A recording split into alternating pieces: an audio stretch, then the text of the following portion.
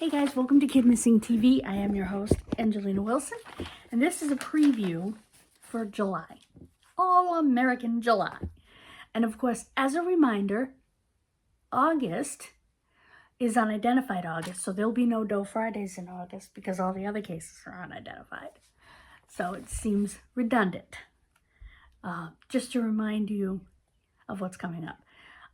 All-American July is because I wanted to do all-American cases because, of course, it's... Jeez, my hand looks... Anyway, the birthday of our nation. So...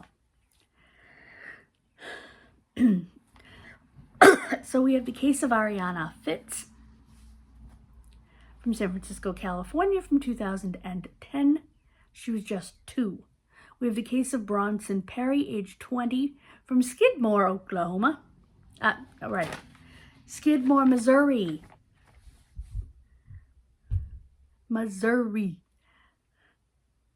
Which, if you're thinking I've heard that before, Skidmore, you have.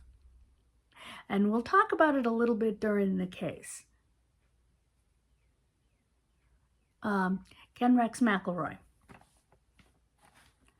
The murder that the entire town committed. Yes, that was Skidmore, Missouri. Jodi Parak, age 11, from 2007, from Michigan. Oh, Ariana was from San Francisco. Jodi was from Constantine, Michigan. She was 11 years old. Mark Deniger and Brian Hayes were 12 and 13. They were from Jacksonville, Florida in 2005. Ashley Summers was 14, from Cleveland, Ohio, 2007. And they thought sure that they would find her with those 3 girls. And we'll talk about that. Alyssa Turney. Oh, Ashley was 14. Alyssa Turney, 17, from Phoenix, Arizona in 2001. And my mother's birthday case, Anna Kennaway. She was 43 years old, but she was from Manchester, Connecticut.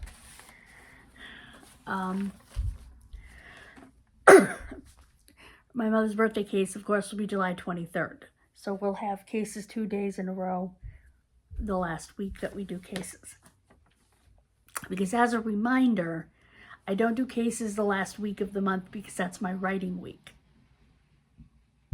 We started that earlier in the year because I was having to film and write and edit, do all of that at the same time. It was too much. Our Doe Fridays are a Texas unidentified female from 1927. A Hispanic male from Ocotillo, California. From 2003. A female from 1989 from Colfax, New Mexico. And a female from Long Beach, California from 1975. That one I find to be particularly heartbreaking because the one in Long Beach was seen by several witnesses jumping to her death off of a bridge. I'm not going to say, gee, nobody tried to stop her because we don't know the circumstances. You know what I mean? We don't know if all of a sudden they looked up and she was in flight or what happened.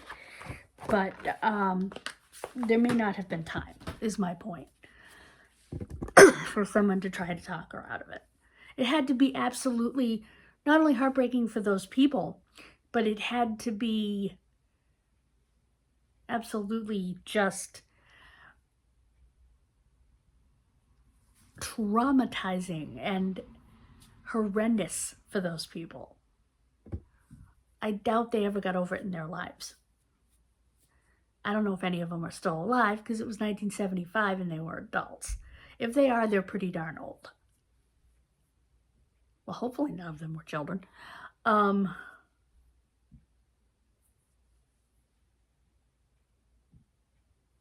So I just can't imagine what those witnesses were going through.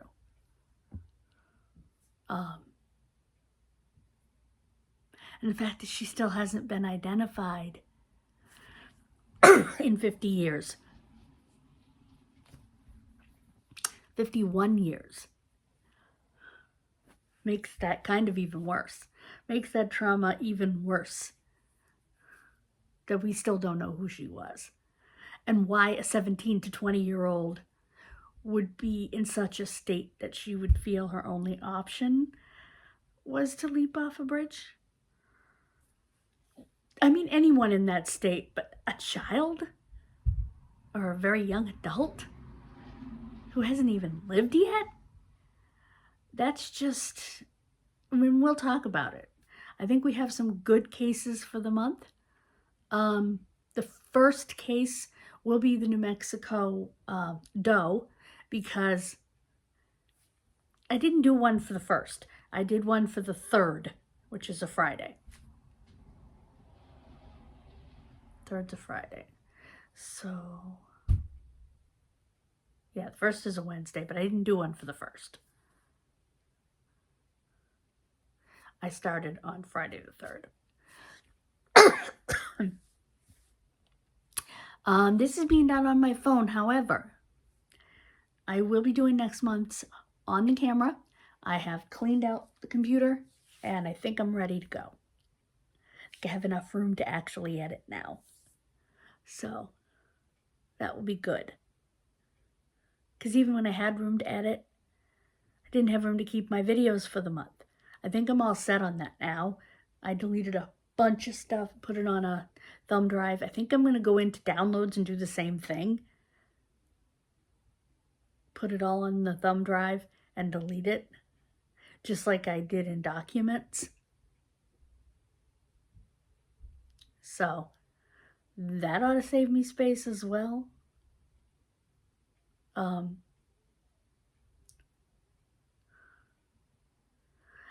It's like, and those of you who do YouTube can probably relate to this. When you buy a computer now, they give you less space on that computer than I have on this thing.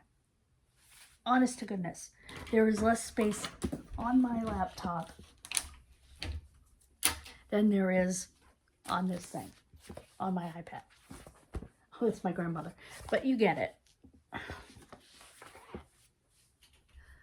And I'm not kidding. Literally less space. And when I kept asking them, I need one with space. Nope. They expect you to use thumb drives. They expect you to use external hard drives, which is fine. If the computer would let me use an external hard drive, I can throw everything on a thumb drive, but doggone it, my 2 terabyte external hard drive isn't going to work for whatever reason. I keep saying that the computer is read only and that the computer won't put it on there. Well, that's funny because I just put a bunch of crap on a thumb drive, which has more space on it than the whole damn computer. It's ridiculous. So that's what I'm dealing with. And I know a lot of people who do YouTube buy these big 4 and 5 terabyte hard drives that they keep everything on. Like it goes right, I think what they do is put it right on there. They don't put it on the computer at all. I'm going to have to consider doing that. Not putting it on the computer at all, putting it straight to an external hard drive. You know what I mean? Not saving it on the computer at all.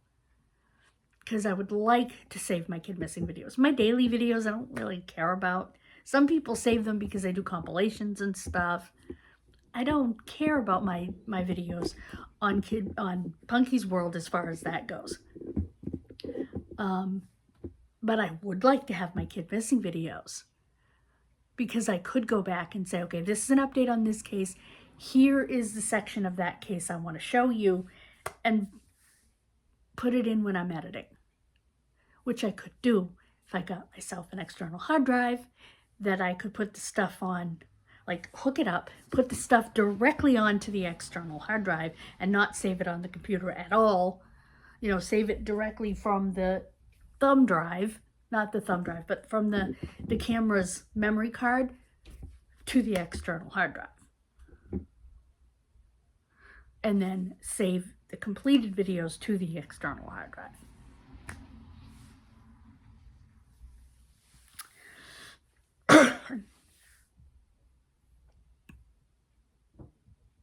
Like immediately.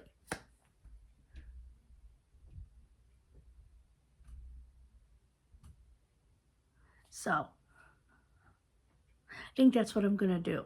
Later in the summer, I'm going to buy one. They're not expensive. The one that I have is just wrongity wrong. So I'm going to get a different one. I'm going to get a big one. Like I said, they're not expensive. Hook it up to the computer. And immediately I will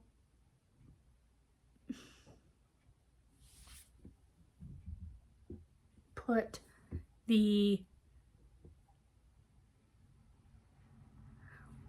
what's on the memory card for the camera onto that, then unplug the memory card from the card slot. No, I only have the one card slot, so that's a problem.